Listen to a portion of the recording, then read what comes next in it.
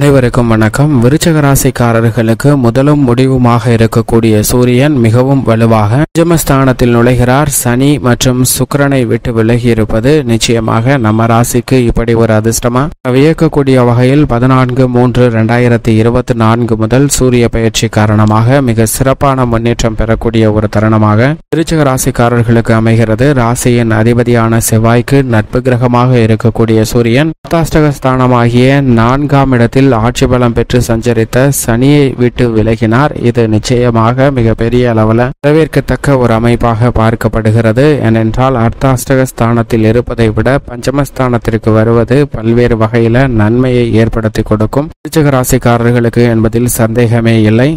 பொதுவாக சூரியனை பொறுத்த வரைக்கும் நவ கிரகங்களிலே முதன்மையான கிரகமாகவும் உஷ்ண கிரகமாகவும் பார்க்கப்படுகிறார். முதலும் முடிவுமாக இருப்பவர் சூரியனாக தான் இருக்கிறார். அப்படிப்பட்டவர் தனது பகை கிரகமாக கருதக்கூடிய சனியின் ஆட்சி வீட்டில் சனி ஆட்சி பலம் பெற்றிருக்கும் போது அவருடனும் மற்றொரு பகை கிரகமாக இருக்கக்கூடிய சனியின் நட்பு கிரகமான சுக்கிரனுடனும் இணைந்திருப்பதை விட இந்த இரண்டு கிரக நிலைகளை விட்டு விலகுவது நிச்சயமாக முதலும் முடிவுமான சூரியன் நல்ல பல மாற்றங்களை வாழ்வில் ஏற்படுத்துவதற்கான வாய்ப்பாக பார்க்கப்படுகிறது. கும்பராசியிலிருந்து 14/3/2024 முதல் மிகவும் வலுவாக தனது நட்பு கிரகமாக இருக்கக்கூடிய குருவின் ஆட்சி வீடான மீன ராசிக்குள் நுழைகிறாருங்க.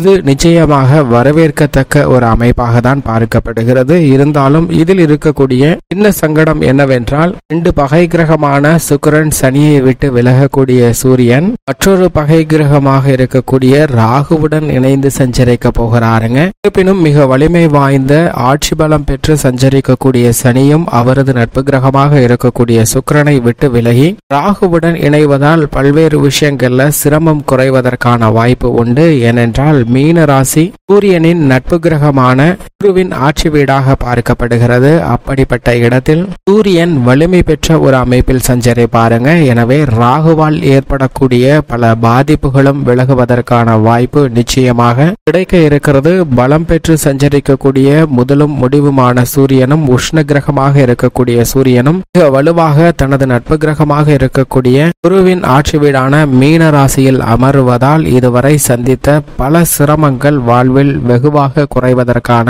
வாய்ப்பும் சாத்தியக்கூறுகளும் நிச்சயமாக கிடைக்க இருக்கிறது. அங்கு நீட்சம் பெற்ற அது சமகிரகமாக இருக்கக்கூடிய புதனுடனும் இணைந்து சஞ்சரிக்க போகிறார். எனவே இந்த தருணம் என்பது சூரியனுடைய பெயர்ச்சி காரணமாக பல்வேறு விதமான மாற்றத்திற்கு வித்திடுகிறது. அந்த மாற்றம் பொதுவாகவே நல்லதொரு இனியமையான மாற்றமாக அமைகிறது. ஏனென்றால் சூரியன் பொதுவாக 3, 6, 10, 11 ஆகிய இடங்கள்ல உபரிவிதமான வளர்ச்சியும் முன்னேற்றத்தையும் நிறைந்து கொடுப்பாருங்க. ஜென்மராசியிலோ அல்லது அஷ்டமத்திலோ அமரும் போது சில சிரமங்கள் அதீதமாக ஏற்படுவதற்கான வாய்ப்பு இருக்கிறது. அதிலும் குறிப்பாக அலைச்சல்கள், உடல்நல ஆரோக்கிய தொல்லைகள் போன்றவற்றை சந்திப்பதற்கான வாய்ப்பு உண்டு. மற்ற இடங்கள்ல ஓரளவிற்கு நடுநிலையான பலனை பெற முடியும். தற்போது சனி சுக்கிரனை விட்டு விலகுவதால் சந்தித்து வந்த பல பாதிப்புகள் விலகக்கூடிய ஒரு இனிமையான தருணமாக மாறியிருக்கிறது என்பதை தெளிவாக உறுதிப்படுத்துகிறாருங்க சூரியன். சூரியனின் பார்வையில் சந்திரன், செவ்வாய், குரு போன்ற கிரகநிலைகள் நட்பு கிரகங்களாக பார்க்கப்படுகின்றன.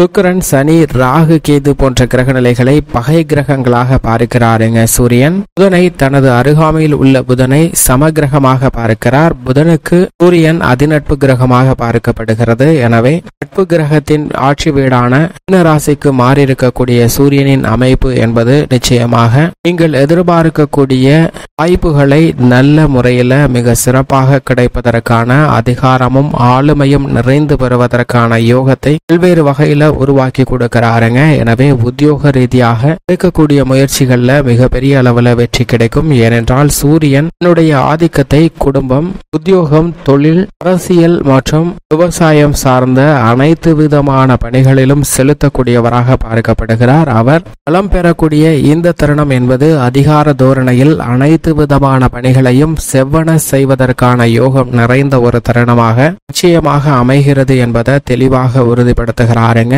சூரியன். பல்வேறு விதமான யோகங்களை தன்னுடைய மனிதர்களுடைய வாழ்வில் முன்னேற்றம் நிறைந்தவையாக மாறுவதற்கு செய்வதற்கான வாய்ப்பையும் சந்தர்ப்பத்தையும் ஏற்படுத்தி கொடுப்பார். பொதுவாக இயற்கையிலே ஒரு பாவகிரகமாக இருந்தாலும் கூட சூரியன் சாதகமாக இருந்தால் மட்டும்தான் ஆட்சி அதிகாரம் உட்பட அனைத்து விதமான பணிகளிலும் தன்னுடைய ஆளுமையை செலுத்துவதற்கான வாய்ப்பும் யோகமும் கிடைக்கிறது. அவர் நீச்சம் பெற்றிருந்தாலோ அல்லது வலுவிழந்திருந்தாலோ அது போன்ற வாய்ப்புகள் எந்த விஷயத்திலும் கிடைக்காது. குடும்பமாக இருந்தாலும் தொழில், அரசியல் என எதுவாக இருந்தாலும் உங்களுடைய கருத்துக்கள் பரிசீலிக்கப்பட்டு ஏற்றுக்கொள்ளப்பட்டு அதை செயல்படுத்த வேண்டும் என்றால் சூரியன் மிக வலுவாக இருந்தால் மட்டும்தான் அது சாத்தியம். அப்படிப்பட்ட ஒரு அமைப்பிற்கு சனியை விட்டு விலகுகிறாருங்க. சூரியனின் நீச்ச வீடாக துலாம் ராசியும் உச்ச வீடாக ராசியும் பார்க்கப்படுகிறது. ஏப்ரல் மாதம் 14ஆம் தேதியிலிருந்து மிகவும் வலுவாக உச்சம் பெற்று சஞ்சரிக்க போகிறாருங்க. இப்போதைக்கு வலு பெறக்கூடிய சூரியன் சரியாக ஒரு மாதத்தில் உச்சம் பெற போகிறார். சூரியன் உச்சம் பெறும் தருணம் என்பதும் மிக அற்புதமான தருணமாக பார்க்கப்படுகிறது. தொட்ட காரியங்கள் அனைத்திலும் வெற்றி கிட்டுவதற்கான யோகமும் தமிழ் புத்தாண்டு பிறக்கக்கூடிய ஒரு தருணமாக பார்க்கப்படுகிறது. எனவேதான் சூரியனுடைய இந்த பயிற்சி மட்டுமல்ல, அடுத்தடுத்து நிகழக்கூடிய பயிற்சியானது பல சிரமங்களை விலக்கி நல்ல முன்னேற்றத்தை உங்களுடைய வாழ்வில் ஒரு விடிவை ஏற்படுத்தக்கூடிய வாய்ப்பையும் யோகத்தையும் நிச்சயமாக முதலும் முடிவுமாக இருக்கக்கூடிய சூரியன் ஏற்படுத்தி கொடுக்கிறார் என்பதில் சந்தேகமே வேண்டாம். மிக வலுவான அமைப்பில் சஞ்சரிப்பதால் பல சிரமங்கள் விலகும். இப்படி சூரியனுடைய அமைப்பு மிகவும் வலுவாக வலுப்பெறக்கூடிய இந்த தருணத்தில் மற்ற விஷயங்கள் எப்படி அமைகின்றன என்று பார்க்கும்போது விருச்சிக ராசிக்காரர்களை பொறுத்த வரைக்கும் கர்மாதிபதியாக செயல்படுகிறாருங்க சூரியன். 10ஆம் இடத்தின் அதிபதியான சூரியன் 5ஆம் இடமான பூர்வ புண்ணிய ஸ்தானத்திற்குள் மிகவும் வலுவாக நுழைந்து அங்கு ராகுவுடன் இணைந்து சஞ்சரிப்பதோடு மட்டுமல்லாது புதனுடனும் இணைந்து சஞ்சரிக்க போகிறாருங்க. எனவே புத ஆதித்ய யோகம் மிகவும் அபரிவிதமாக கிடைக்கக்கூடிய ஒரு தருணமாக பார்க்கப்படுகிறது. அது மட்டுமல்லாது சப்தம பார்வை லாபஸ்தானத்தில் மிகவும் அபரிவிதமாக இவது விருச்சிக ராசிக்காரர்களுக்கு பல்வேறு வகையில லாபமும் பொருளாதார ரீதியான முன்னேற்றத்தையும் பெற்றுத்தரக்கூடிய ஒரு சிறந்த தருணமாக அமைகிறது. குடும்பத்தில் பல்வேறு வகையான சுப நிகழ்வுகள் மகிழ்ச்சிகரமாக நடைபெறுவதற்கான யோகம் உண்டு. இந்த தருணத்தில் ஆரோக்கிய தொல்லைகள் உட்பட பல விஷயங்கள் சிறப்பாக விலகும். நீங்கள் எதிர்பார்த்தபடியே பூர்வீக சொத்துக்கள், நீதிமன்ற வழக்குகள் போன்றவற்றில் நல்ல ஒரு சாதகமான போக்கு தென்படுவதற்கான யோகம் உண்டு. உணர்ச்சி வசப்படாமல் அனைத்தையும் சிறப்பாக கையாளக்கூடிய யோகத்தை நிச்சயமாக விருச்சிக ராசிக்காரர்களுக்கு ஏற்படுத்தி கொடுக்கிறாருங்க. உத்தியோக ரீதியாக அதிகாரமும் ஆளுமையும் மிக்க பொறுப்புகள் உங்களை தேடி வரக்கூடிய இனிமையான தருணமாக பார்க்கப்படுகிறது. மதிப்பும் மரியாதையும் உத்தியோகம் சார்ந்த பணிகளில் நிறைந்து கிடைப்பதற்கான யோகம் நிச்சயமாக உண்டு. தொழில்துறை, வியாபாரத்துறை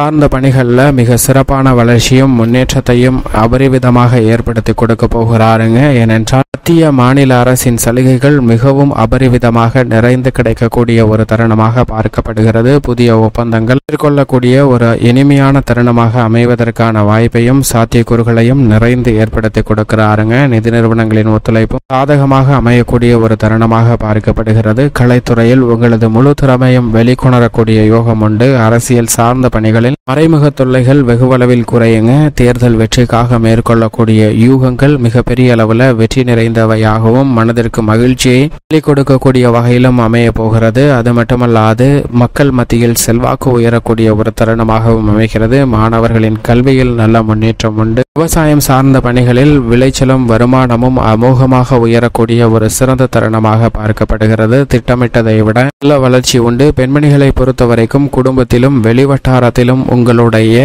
சொல்லிற்கு மதிப்பு அதிகரிக்கும். உங்களுக்கு ஆளுமை நிறைந்து கிடைப்பதற்கான யோகம் மிக சிறப்பாக உண்டு. எனவே குடும்பத்திலும் மற்றும் உத்தியோகம் சார்ந்த பணிகளிலும் சிறப்பான வளர்ச்சியை பெண்மணிகள் எதிர்பார்க்கலாம். மேலும் இந்த தருணத்தை சாதகமாக மாற்றிக்கொள்ள நிச்சயமாக விருச்சிக ராசிக்காரர்கள் தினமும் காலையில் எழுந்து சூரியனை வழிபாடு செய்யுங்கள். நல்ல பலன் உங்களுடைய அன்றாட வாழ்வில் கிடைப்பதோடு மட்டுமல்லாது உங்களுடைய வாழ்நாள் முழுவதுமே நிறைந்த பலன் நிச்சயமாக கிடைக்கும் என்பதை தெளிவாக உறுதிப்படுத்துகிறார் சூரியன்.